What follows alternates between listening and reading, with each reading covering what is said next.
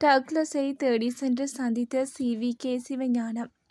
தமிழரசு கட்சியின் சி.வி.கே. சிவஞானம் என்பது எமது கட்சியின் செயலாளர் டக்ளஸ் தேவானந்தாவை தேடி சென்று சந்தித்து ஆதரவு கோரியதை விமர்சித்த தமிழரசு கட்சி ஆயுட்கால உறுப்பினர் அன்பின் செல்வேந்திரன் கருத்தை வன்மையாக கண்டிப்பதாக மட்டு மாவட்ட இபிடிபி கட்சியின் மாவட்ட இணைப்பாளர் சிவானந்தராஜா தெரிவித்துள்ளார். 2018 தமிழரசு கட்சி ஆதரவு கோரி வழங்கிய போது நீங்கள் மது போதையில் இருந்ததா அல்லது போதை மாத்திரைகள் பாவித்துக் கொண்டிருந்தாரா என்றும் கேள்வி எழுப்பியுள்ளார். கொழும்பில் அவசர சந்திப்பில் எதிர்க்கட்சி எம்பிக்கள் தற்போதைய அரசாங்கத்தின் 2வது வரவு செலவு திட்டம் மற்றும் வரவு செலவு திட்டத்தை எவ்வாறு கையாள்வது என்பது குறித்து இன்று நடைபெறும் சிறப்பு கூட்டத்திற்கு அனைத்து எதிர்க்கட்சி நாடாளுமன்ற உறுப்பினர்களும் அழைக்கப்பட்டுள்ளனர். இந்த கூட்டம் இன்று பிற்பகல் 2 மணிக்கு கொழும்பில் நடைபெறும் என்று ஐக்கிய மக்கள் சக்தியின் பொதுச் செயலாளர் ரஞ்சித் மத்தும பண்டார தெரிவித்துள்ளார். ஐக்கிய நாடுகள் சபையின் நிரந்தர இடம்பெறுவதற்கான இந்தியாவின் நீண்டகால முயற்சியை எதிர்க்கட்சித் தலைவர் சஜித் பிரேமதாச ஆதரித்துள்ளார். இது உலகளாவிய சக்தி யதார்த்தங்களை அங்கீகரிப்பதாக குறிப்பிட்டுள்ள அவர் இந்தியாவின் அந்த முயற்சியை தாம் தொடர்ந்து ஆதரிப்பதாகவும் கூறியுள்ளார். இலங்கை மற்றும் சர்வதேச புலம்பெயர் தமிழர்களிடம் விடுக்கப்பட்டுள்ள கோரிக்கை.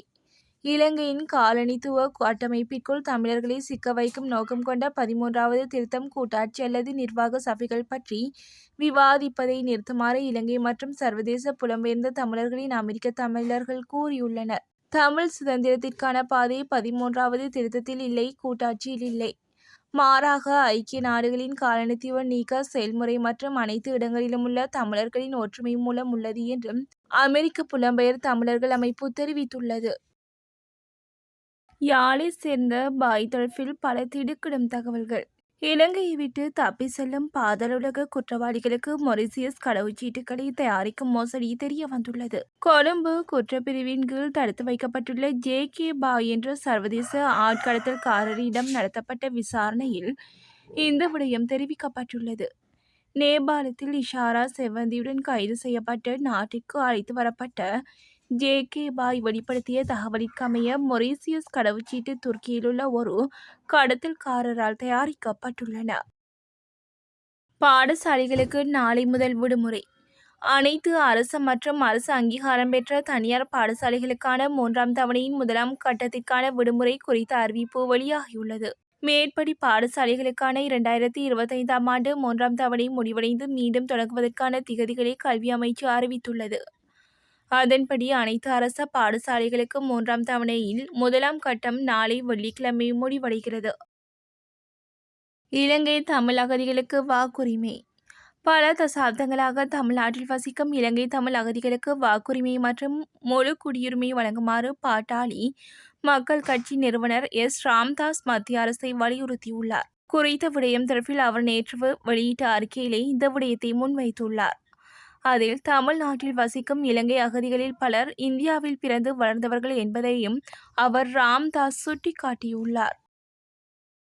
ஆயிரக்கணக்கானோருக்கு கிடைக்க உள்ள அரசு வேலை வாய்ப்பு.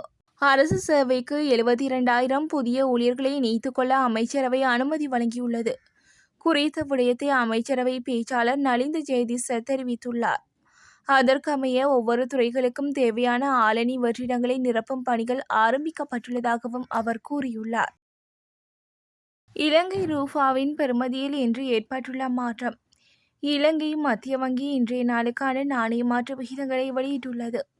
அதன்படி அமெரிக்க டாலர் ஒன்றின் கொள்முதல் பெறுமதி 300 விற்பனை பெறுமதி 308 பதிவாகியுள்ளது. யூரோ ஒன்றின் கொள்முதல் பெறுமதி 344 விற்பனை பெறுமதி 356 பதிவாகியுள்ளது.